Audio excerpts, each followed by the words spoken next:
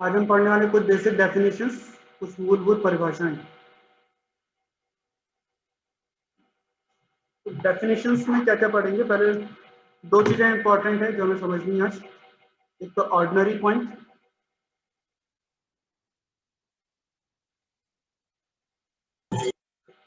और दूसरा singular point.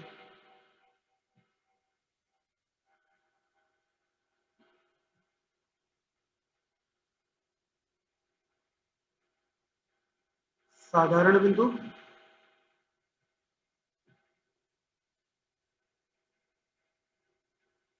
और विचित्र बिंदु।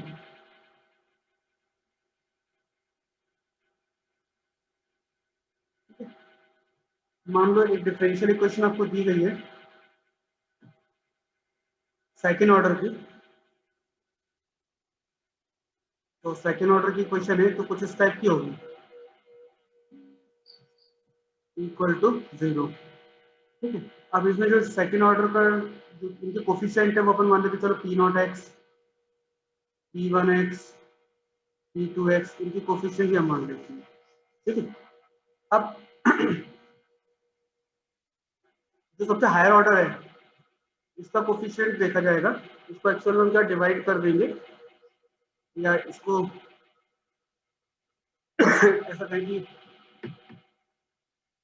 P0x जो है, ये हमारा P0 जो x है ये x का फंक्शन है।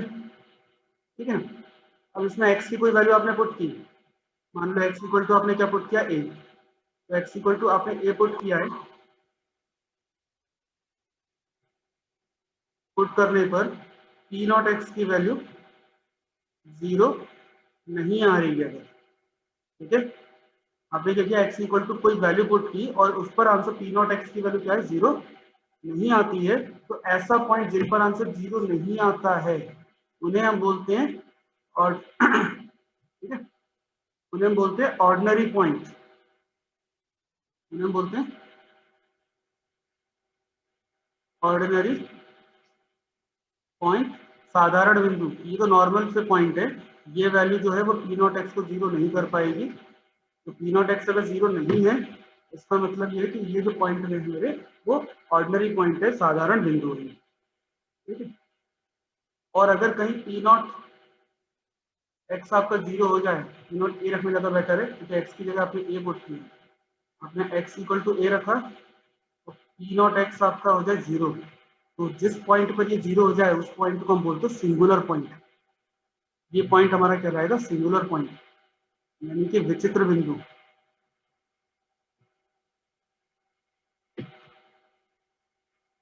तो दो टाइप के आपके पॉइंट है, एक पॉइंट जिस पर P0x की वैल्यू 0 नहीं होती है और एक पॉइंट जिस पर P0x की वैल्यू 0 हो जाती है।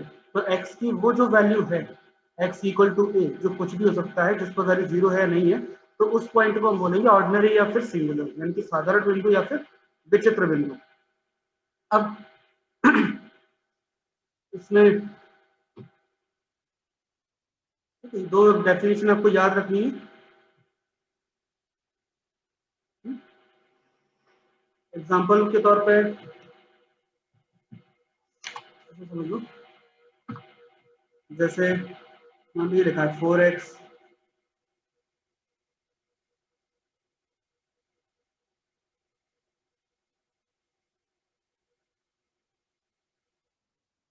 Plus Y equal to 0। मान लो ये आपको एग्जाम दिया हुआ है वैल्यू, ठीक है।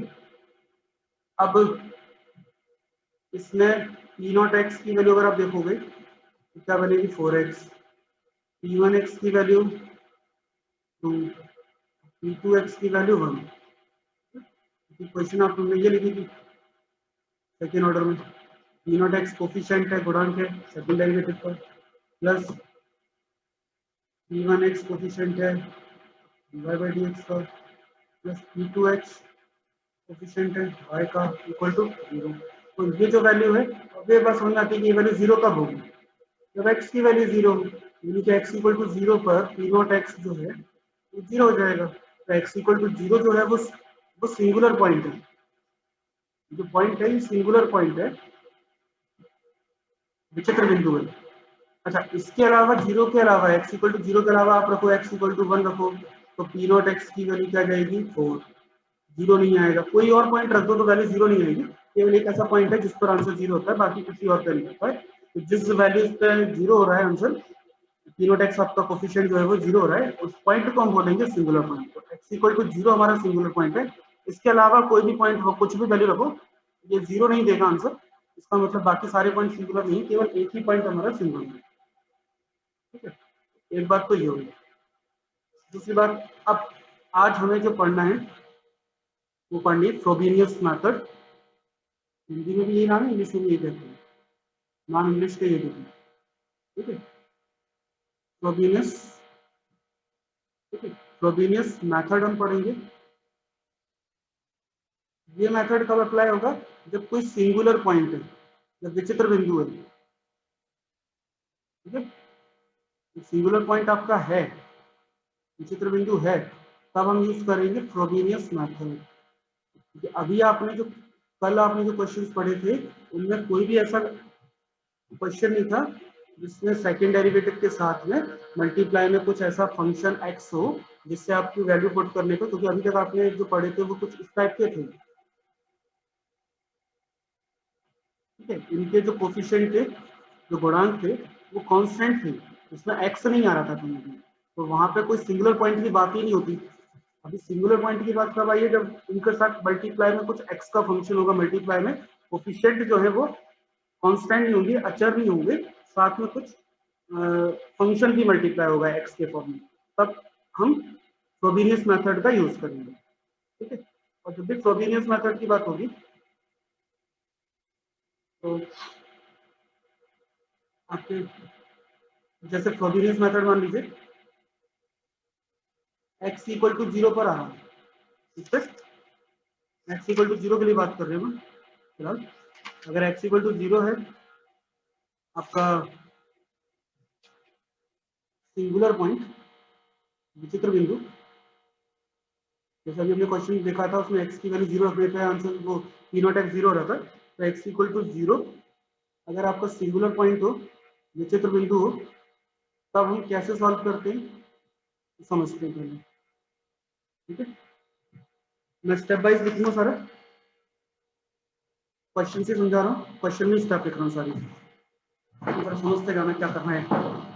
अब मेथड बिल्कुल सोच समझ के समझिए क्या चल रहा है।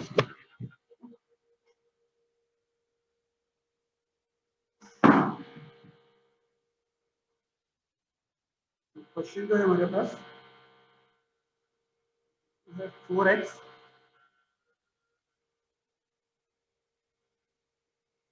leads to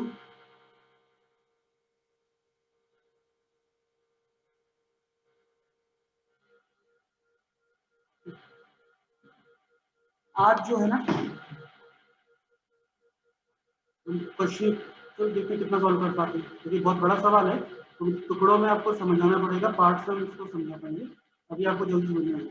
तो पहली बात तो जो गिवन डिफरेंशियल इक्वेशन है वो भी आपकी इक्वेशन नंबर 1। ठीक है, ये समीकरण एक है जो दिया गया आपको समीकरण, इसको हमें सॉल्व करना है, और हमें यहाँ पर पता है कि इसमें x की वैल्यू मल्टीप्लाई में 4x कांस्टेंट तो नहीं है ना, केवल वेरिएबल भी है, तो x equal to zero put करने पर आपको ये वैल्यू जो 4x है वो जीरो हो रही है, यानी कि ये singular point x equal to zero आपको दिख जाएगा, लिखना नहीं है।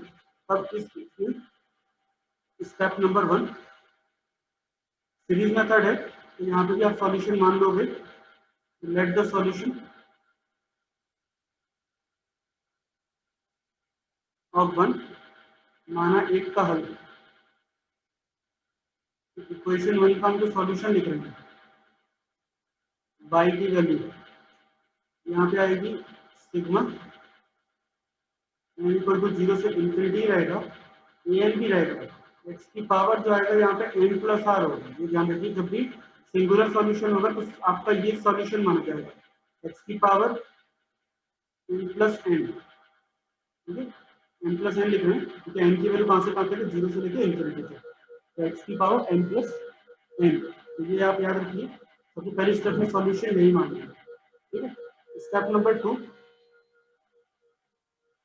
इसको डिफरेंशियल करना है, क्योंकि y भी क्या है d Y by D x और सेकेंड डिफरेंशियल, ये दोनों कर लेंगे, इसको हम डिफरेंशियल कर लेंगे, ठीक है। अब इसको पहले डिफरेंशियल कर लो, D Y by D X की value differential N equal to 0 से इंफिनिटी एन एक्स की पावर एम प्लस एन है, इसका डिफरेंशियल क्या होगा एम प्लस एन, और एक्स की पावर देगी N plus N minus. Question number 3 दोबारा डिफरेंशियल करते हैं, एक बार और sigma N equal to 0 to infinity N N plus N plus N minus 1 multiply with x power N plus N minus 2। ये आपके पास रहेगी क्वेश्चन नंबर तो सारे डेरिवेटिव रहेंगे, तो जो कि step number 2। Then step number 3 value जो आपके दिए हुए वो पुट कर दीजिए, ठीक है। y dy by D x second derivative दोनों तीनों ही, ठीक है, इसको पुट कर दीजिए इन 1, ठीक है। y dy by D D by D x एक में रखने को, जैसे आप वैल्यू पुट करोगे फिर ध्यान से देखना 4x के साथ मल्टीप्लाई में आ जाएगा सिग्मा एन इक्वल टू 0 से infinity N N plus N minus 1 X की power N plus N minus 2, ठीक है। इनको पहली टर्म होगी plus 2 sigma N equal to 0 to infinity D Y by D X की वैल्यू सेकंड थर्ड इक्वेशन से आएगी, थर्ड इक्वेशन से आएगा N N plus N plus N minus 1 plus Y की वैल्यू जाएगी इक्वेशन नंबर 2 से। सबसे पहला काम आपको वैल्यू पुट करना भी आना चाहिए। स्टेप नंबर 3 वैल्यू पुट किया। अब पहली वाली टर्म देखो जरा, फर्स्ट वाली जो टर्म है इसमें 4x का मल्टीप्लाई हो रहा है ना, तो x का मल्टीप्लाई कर दो अंदर, तो x का मल्टीप्लाई कर देते हैं, x का मल्टीप्लाई करने पर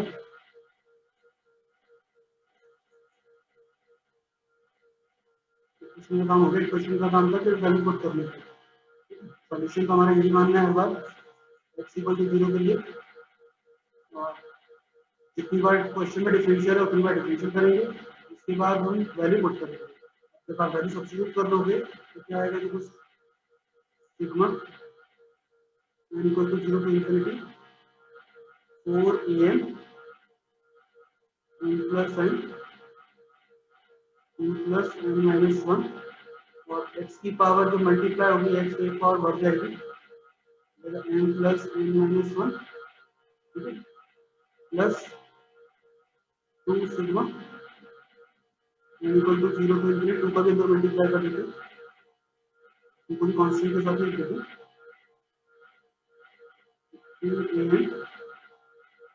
2 प्लस n x की power n plus n minus 1। देखो दो x एक जैसे दिख रहे हैं,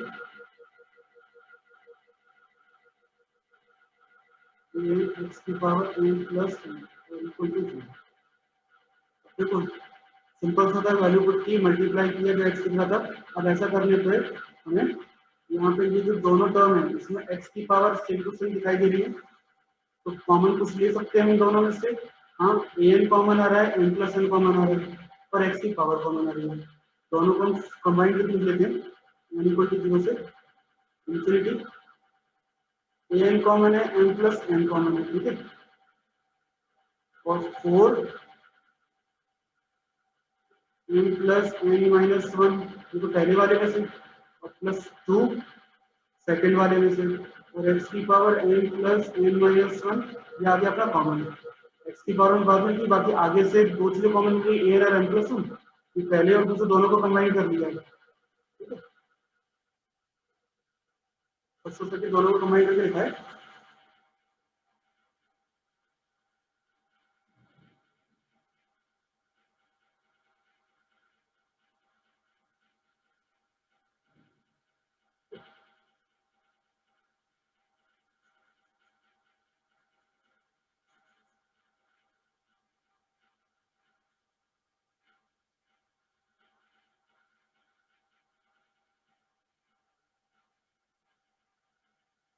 प्लस आखिरी में बचा है n equal to 0 to infinity an x की power n plus n equal to 0।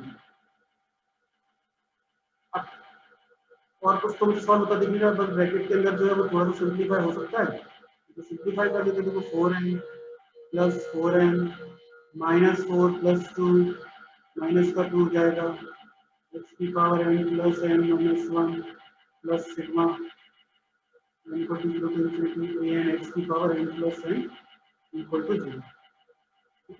जो भी आपके स्टेप। नेक्स्ट स्टेप क्या आते हैं? अब आते हैं नेक्स्ट स्टेप पे। यहाँ से इंपॉर्टेंट है, समझ लो जरा।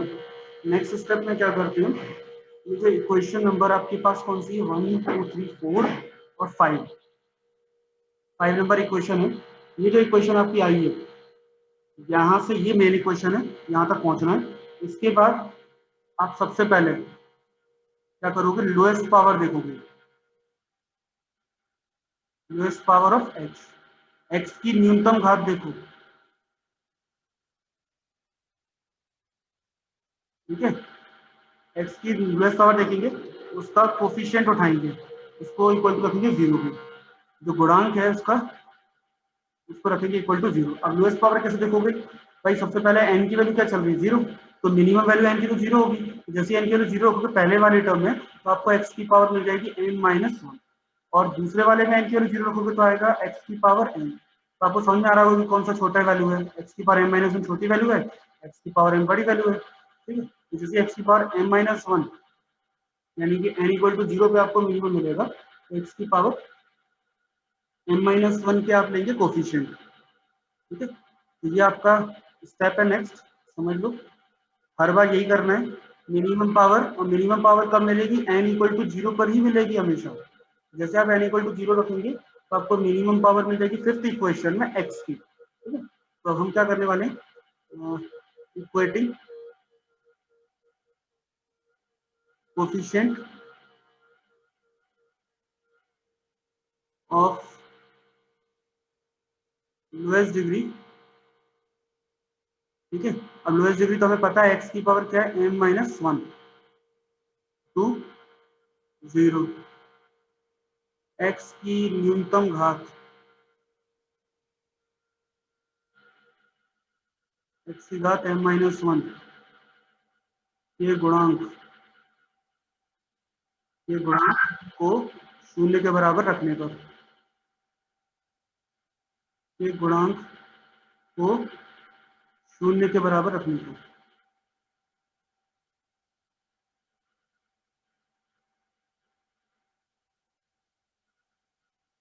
ठीक है। अब इक्वेट जैसे हम करेंगे लोएस्ट डिग्री को x पावर m माइनस 1, तो यहाँ पे सबसे पहले क्या रखना पड़ेगा, n इक्वल टू 0, तभी तो बनेगा। तो पहले तो पूरे में n की वैल्यू 0 रखोगे तो क्या बनेगा कोफिशिएंट, देखो a नॉट, पहले तो a में आएगा n इक्वल टू 0, यहाँ भी n इक्वल टू 0 रखोगे तो क्या आएगा n, नेक्स्ट वाले में भी n इक्वल टू 0 रखोगे तो आएगा आपके पास 4m माइनस 2, ये तो कोफिशिएंट है ना इसका। इसमें तो ये टर्म मिलेगी नहीं, इसमें तो स्टार्टिंग किससे हो रही है, x की पावर m से, n इक्वल टू 0 पे m मिलेगा, उससे छोटी टर्म तो पावर मिलेगी ही नहीं। तो मिनिमम पावर केवल इसी में मिलेगी, पहले वाले में, बाकी और किसी में n इक्वल टू 0 पुट करने पे n की पावर आगे बड़ी मिलेगी, इससे छोटी नहीं मिलेगी।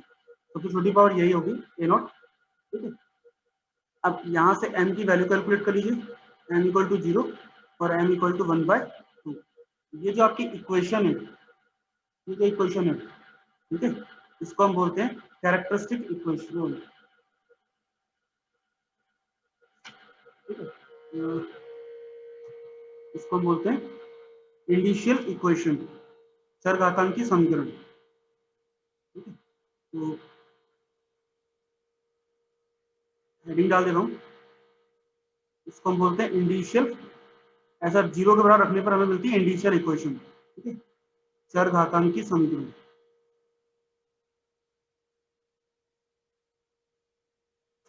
घातांकी समीकरण होगी, चर नहीं आता, घातांकी समीकरण। तो इंडिशियल इक्वेशन आपको मिल जाएगी, इसकी दो वैल्यूज आएंगी। अब यहाँ से आपके पास जो सॉल्यूशन आएगा बस वो समझना है। तो अभी हम यहाँ से यहाँ तक का पार्ट पहले सीखो, ठीक है। एक पार्ट तो आपका ये है, यहाँ से आपका सॉल्यूशन बदल जाता है, यहाँ तक तो कॉमन चलेगा, यहाँ तक तो पूरा पार्ट चलेगा आपका कॉमन, यहाँ से आपका सॉल्यूशन चेंज हो जाएगा। अब सॉल्यूशन चेंज कैसे होगा, इसमें टाइप 1 है जो हम सॉल्व कर रहे हैं। अभी जो क्वेश्चन आप सॉल्व करोगे सारे वो टाइप 1 के करोगे। टाइप 1 कौन से, जिसमें m की जो वैल्यू है, जो आपके m की वैल्यू आप निकालोगे वो बराबर नहीं होंगी, अनइक्वल होंगी। देखो साफ साफ दिख रहा है 0 और 1/2 बराबर नहीं है, और इनका जो अंतर है,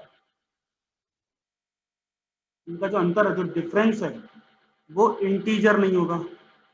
इंटीजर समझ में आता है ना, +-1 +-2 +-3, पहले तो बराबर नहीं है,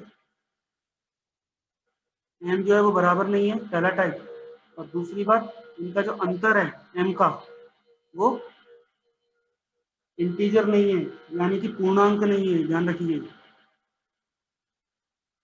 पूर्णांक नहीं। अगर जो ये स्थिति होगी, ये ब्रैकेट में मैं लिख रहा हूँ क्योंकि आपको लिखना नहीं है क्वेश्चन में, बस आपको समझना है कि टाइप कौन सा है ये। तो अभी जो सवाल है ये पहला टाइप का चल रहा है, जिसमें हमें जो सॉल्यूशन आएंगे, m की दो अलग अलग वैल्यू आएंगी पहली स्थिति, और इनका जब डिफरेंस निकालोगे, अंतर 1/2 और 0 का, तो कितना आएगा 1/2। ये इंटीजर नंबर नहीं होता है, इनका जो अंतर होगा वो इंटीजर नहीं होगा, पूर्णांक नहीं होगा। उस केस में अब हम क्या करेंगे, अब हम आएंगे अगली स्टेप। ठीक है, तो हमारी अब जो नेक्स्ट स्टेप होने वाली है तो समझो, अब नेक्स्ट स्टेप में हम निकालेंगे रिकरेंस रिलेशन। ध्यान रखो, रिकरेंस रिलेशन, पुनरागमन सूत्र। जैसे हमने पिछले क्वेश्चंस में क्या किया था, A0 A1 A2 A3 सारे निकाले थे, वैसे यहाँ भी सारी वैल्यू कैलकुलेट होगी, बस अब सॉल्व किससे होंगी, पुनरागमन से। रिकरेंस रिलेशन एक बना लेंगे n के लिए, उसमें n की वैल्यू रख लेंगे 1 2 3 4 5, तो आपको आंसर मिल जाएगा। ठीक है, तो जब भी पुनरागमन सूत्र की बात होगी रिकरेंस रिलेशन की, अगले स्टेप में हम लेंगे कोफिशिएंट। अब इसमें m के साथ लेंगे, तो आपके पास पावर क्या है, x की पावर m+n और x की पावर m+n-1। इसमें समझ में आ रहा है कि छोटी घात कौन सी है, तो कोफिशिएंट जो मिनिमम होगा x की पावर m+n-1, ये छोटा है ना, इसको रखेंगे इक्वल टू 0। तो हम x की घात m+n-1 का जो गुणांक है उसको रखेंगे इक्वल टू 0। ये कॉन्सेप्ट समझ लो, स्टेप में करना क्या है। ठीक है, क्योंकि आपको क्वेश्चन में स्टेप को नहीं लिखेंगे, आपको पूरा सीधे डायरेक्ट आंसर लिखेंगे। स्टेप में सबसे पहले हमें क्या करना है, रिकरेंस रिलेशन बनाना है, और रिकरेंस रिलेशन बनाने के लिए जो मिनिमम पावर होगी, अब x की जितनी टर्म है, 2 3 4 जितनी भी टर्म है, उनमें मिनिमम चेक कर लो कि x की पावर क्या चल रहा है, m+n और m+n-1। यहाँ पे मिनिमम कौन सा है वो समझ में आना चाहिए। मिनिमम क्या है, m+n-1, तो उसी को लेके चलेंगे, है ना। तो यहाँ पे आप कोफिशिएंट क्या करोगे, इक्वल टू 0 लेंगे। ठीक है, अब कोफिशिएंट इक्वल टू जब 0 लिखेंगे, समझ लो जरा कैसे कोफिशिएंट निकालोगे, पुनरागमन सूत्र कैसे बनाएंगे। पहली वाली टर्म तो पूरी की पूरी, ये पूरा पूरा कोफिशिएंट आ जाएगा। देखो पहला वाला तो पूरा का पूरा कोफिशिएंट है ना, तो उसको तो एज इट इज लिख लो, an m+n 4m+4n-2। ठीक है, प्लस अगले वाले टर्म में भी x की पावर क्या चाहिए आपको, यही चाहिए m+n-1। तो इसमें m को तो आप नहीं बदल सकते, देखो m की तो दो ही वैल्यू है, 0 और 1/2, m फिक्स है। बस आप चेंज किसको कर सकते हो, n को, क्योंकि n की वैल्यू कहाँ से शुरू हो रही है, 0 से, और कहाँ तक जा रही है, इन्फिनिटी तक। तो आप चेंज किसको कर सकते हो, n को। तो n की जगह आपको क्या लिखना पड़ेगा, n-1। पूरे क्वेश्चन मतलब जो सेकंड स्टेप है, तो सेकंड स्टेप आपकी क्या है, सिग्मा an x की पावर m+n, उसमें का -1 कर देंगे दोनों जगह पे, जहां जहां n है, तो आपको n-1 मिल जाएगा। तो आपके पास जो कोफिशिएंट आएगा, जो गुणांक आएंगे, वो आएंगे a सफिक्स n-1, और इक्वल टू में क्या होगा, 0। केवल कोफिशिएंट लेना है, तो अगर बराबर नहीं है तो बराबर कर लेना सभी में से।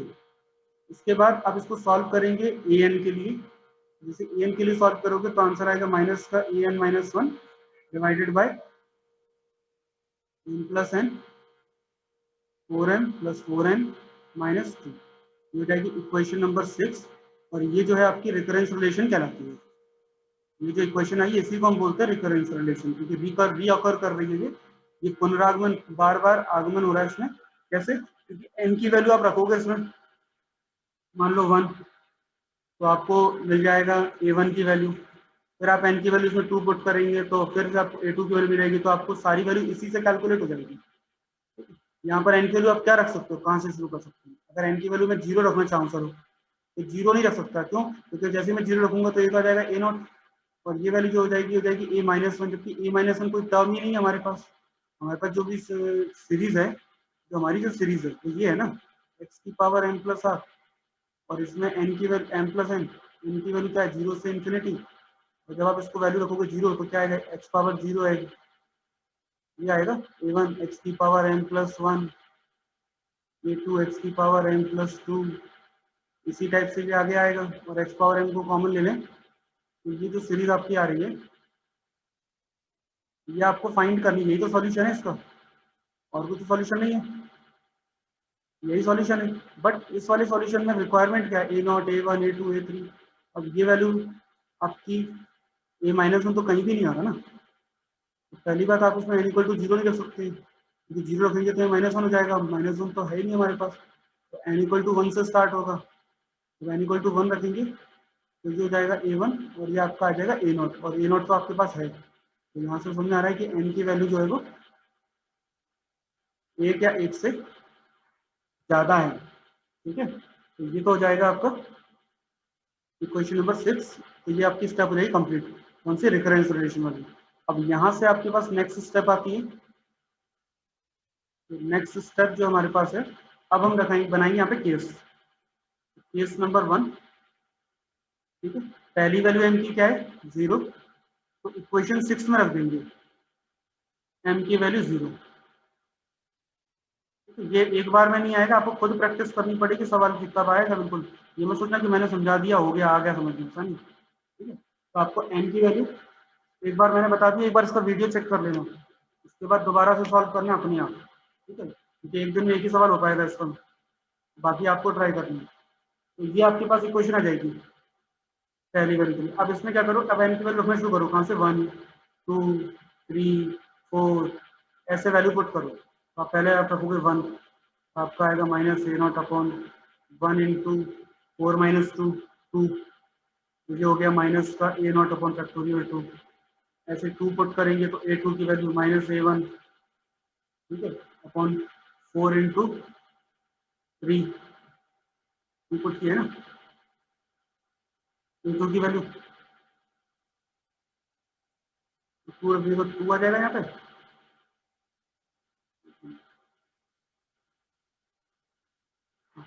जैसे 2 रखेंगे तो कितना आएगा 8 माइनस 2, 8 माइनस 2 कितना होगा 6, यहाँ 2 रखेंगे 2, तो 6 क्या होता है 2 इंटू 3, ठीक है, तो इसको मैं 4 इंटू 3 लिख दूँ, समझ आ गया होगा क्यों लिख रहा हूँ 4 इंटू 3। इसको फाइनल लिखेंगे अपन, ए वन की वैल्यू ऊपर से उठाकर तो माइनस माइनस ए नॉट, तो प्लस का हो जाएगा ए नॉट अपॉन 2 फैक्टोरियल का मल्टीप्लाई 3 इंटू 4 से होगा, तो ये 4 फैक्टोरियल बन जाएगा,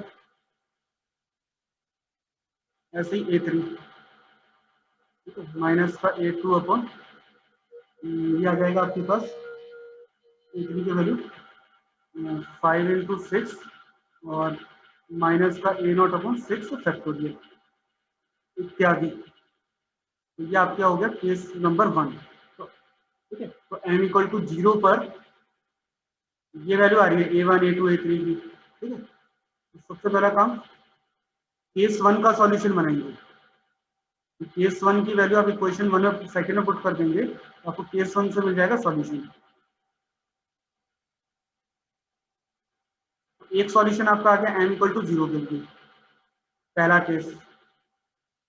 अब ये जितनी वैल्यू है उठा करके इक्वेशन नंबर अगर हम 2 में पुट कर देंगे, जिसको हमने सॉल्यूशन माना था, ठीक है, तो फ्रॉम सेकंड जो आपका सॉल्यूशन क्या था y equal to x power m a not plus a one x plus A two x square plus a three x cube plus, यही तो हमने सॉल्यूशन माना था, सिग्मा के फॉर्म में यही तो लिखा हुआ था एक्स की power n plus r m plus N, और n की वैल्यू 0 है तो x की पावर हो जाएगी 0, और किसी भी नंबर की पावर 0 तो 1 होता है, और ए नॉट की वैल्यू ए नॉट रहेगी, ए वन की वैल्यू हमने कैलकुलेट की है minus A naught upon factorial 2 X plus A two का वैल्यू आया A naught upon factorial 4 X square plus minus again minus आएगा, अल्टरनेट चल रहा है, minus A naught upon factorial 6 X cube, ये हो गया आपका y का पहला वैल्यू, ठीक है। ये हो गया हमारी y की फर्स्ट वैल्यू y1। अब हम करेंगे फिर केस नंबर 2 सॉल्व। केस 2 में m का वैल्यू हो जाएगा 1/2, तो m का वैल्यू 1/2 हम पुट करेंगे क्वेश्चन नंबर 6 में, फिर से वही आपको फिर से an मिल जाएगा। अब 1/2 सब्स्टिट्यूट कर लो, जैसे 1/2 रखेंगे तो कितना आएगा फाइनली, खुदों को सॉल्व कर लोगे तो आपको मिल जाएगा 2n और 2n+1, वैल्यू पुट कर लेना आराम से और सॉल्व करके भी देखना, ये वैल्यू आ जाएगी आपकी।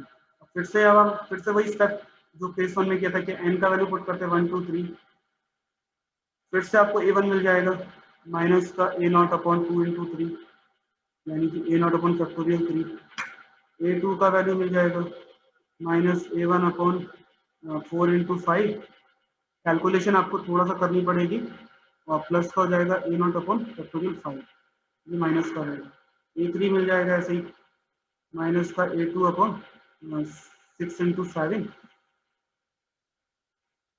और फाइनली जाएगा minus a not upon factorial 7 and so on इत्यादि। इसी प्रकार हम आगे बढ़ जाएंगे। अब आपको दूसरी वैल्यू मिल जाएगी y की यहाँ से, तो इसका काम हो गया अपना रिफरेंस रिलेशन का, दोनों केस में वैल्यू पुट कर दी m की, तो आपको रिफरेंस रिलेशन की वैल्यू मिल गई है, डिफरेंस दोनों y की वैल्यू मिल जाएगी आपको। और फिर से क्या करेंगे फ्रॉम क्वेश्चन नंबर 2, m की वैल्यू क्या रखना है 1/2, ये क्वेश्चन नंबर 2 यही है जो मैंने दोबारा लिख दी है, ठीक है। तो और m की वैल्यू 1/2 पुट करेंगे तो y2 आ जाएगा आपके पास x की पावर 1/2, और ए नॉट का ए नॉट रहेगा, बाकी अल्टरनेट चलेगा minus 8 not upon factorial 3 plus a1 upon a1 हो जाएगा ए नॉट फिर से minus A naught upon factorial 5 minus A naught upon factorial 7 x cube, ये हो जाएगा y2, ठीक है। तो ये हो जाएगा फाइन। अब आपके पास देखिए कंप्लीट जनरल सॉल्यूशन नहीं आया। अब लास्ट स्टेप, इसके बाद एंडिंग में आखिरी की स्टेप लिखोगे आप जनरल सॉल्यूशन, जो हम लिखते थे व्यापक हल। जो फाइनल हमारा सॉल्यूशन आता है वो क्या होगा y की वैल्यू होगी c1 y1 plus c2 y2, ये हमेशा वही रहेगा। y1 आपने कैलकुलेट किया था पहले केस से, y2 कैलकुलेट किया आपने सेकंड केस से, दोनों वैल्यू पुट कर देते हैं और थोड़ा सिंप्लीफाई कर देते हैं, देखते हैं कि कौन सी सीरीज बन रही है, क्योंकि ये सीरीज डिवाइड में बन रही है ना, डिवाइड में फैक्टोरियल 2 4 6 चल रहा है, 3 5 7 चल रहा है, और हमें पता है कि एक साइन एक कॉस बननी चाहिए। तो c1 y1 की वैल्यू ए नॉट कॉमन ले लेते हैं y1 में से, देखो काम करते हैं, y1 की वैल्यू पुट करने के बाद ए नॉट ले लेते हैं कॉमन, तो c1 और ए नॉट, y1 आ जाएगा 1 minus X upon factorial 2 plus X square upon factorial 4 minus X की power 3 upon factorial 6 plus c2, y2 में से भी ए नॉट कॉमन ले लेते हैं, ठीक है, और x की power 1/2 1 minus X upon factorial 3 plus X square upon factorial 5 x cube upon factorial 7। थोड़ा एडजस्टमेंट देखो क्या करना है, c1 और a0 तो आपके पास कांस्टेंट है, उसका अपन मान लो कैपिटल है, ठीक है। अब अगर आप इस सीरीज को देखोगे 1 minus X upon factorial 2 x square upon factorial 4 फिर एक्स क्यूब अपॉन फैक्टोरियल 6, तो ये कॉस की सीरीज बन रही है। लेकिन कॉस की सीरीज में आपको याद दिला दूं, मैं लिख देता हूँ साइड में, कॉस की सीरीज याद दिलानी पड़ेगी मुझे क्योंकि तभी समझ में आएगा, ठीक है। तो कॉस की जो सीरीज बन रही है आपकी क्या होती है 1 minus X square upon factorial 2 plus X की power 4 upon factorial 4 minus X की पावर 6 अपॉन फैक्टोरियल 6 एक्स की पावर 8 अपॉन फैक्टोरियल 8, ये बनती है, ठीक है। अब आप देखो 1 का तो 1 दिख रहा है पहला टर्म, दूसरा जो है डिवाइड में तो नंबर सही चल रहे हैं 2 4 6, अल्टरनेट भी चल रहा है प्लस माइनस, बस जो पावर है वो आधी है, इसका मतलब ये रूट ये एक्स नहीं है, ये किसकी सीरीज है रूट एक्स की सीरीज है, तो रूट एक्स कर दोगे तो पूरे पर रूट आ जाएगा, रूट आ जाएगा तो आपकी यही सीरीज बनेगी जो लिखी हुई है, ये बन जाएगा आपका cos root x, C1 A2 हो जाएगा b, एक्स की पावर 1/2 पर करो अंदर मल्टीप्लाई, तो 1/2 क्या होता है, रूट होता है ना। तो देखो ये क्या है, root X minus root X का क्यूब हो जाएगा, देखो divide by factorial 2, root X की power 5 by factorial 5, root X की power 7 by factorial 7, root X का मल्टीप्लाई कर दो आपको दिख जाएगा, ये साइन की सीरीज है, तो a cos root x plus b sine root x, ये फाइनल आपका हो गया सॉल्यूशन, यही आपका फाइनल एंडिंग सॉल्यूशन।